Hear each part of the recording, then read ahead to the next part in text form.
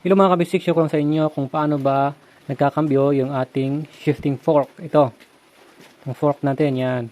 So, syempre una dito sa Primera, ito yung kanyang low gear, yan, or Primera dito, dalawa sila.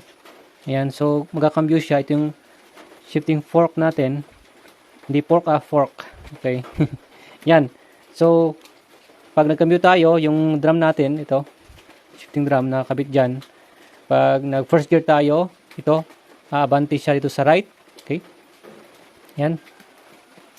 Abanti natin yun. Mabanti na. Okay. Mabanti na sa kanan, yung ating shifting fork na ka first gear na tayo yan. Okay. So, second gear naman ito. Okay, syempre freewheeling lahat ng mga yan. Pero pagkatapos ng first gear, yan, syempre babalik yan sa dati niyang pwesto. At ito naman, itong ating pangalawang shifting fork sa second gear, i-engage naman niya itong gear natin na secondary. Yan, so tataas din siya sa left. Yan, angat natin. Yun. So, yun. So, kumagat siya sa second gear. So, itong dalawa naman, yung mag-engage. Yan.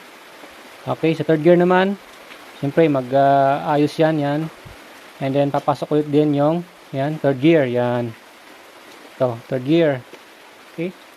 Pag mag fourth gear, syempre, atras ulit yan, mag-neutral yan muna. And then, ito, mag fourth gear. Ito. So, papasok siya dito. Yun, nakapasok na pala siya. Okay, yan. Dito, mag-left naman siya. So, pasok siya doon. Okay, ulitin natin. First gear, ito. Sa Primera, pasok to. Yung shifting fork natin, sa kabila. Pasok siya dito, sa kanan. And then, babalik yan. And then, ito, second gear. Okay, pasok ito sa kaliwa. Okay, yan.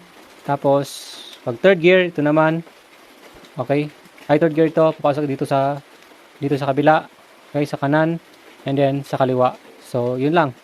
So, kanan, kaliwa, kanan, kaliwa. Okay, yun lang mga kabisik.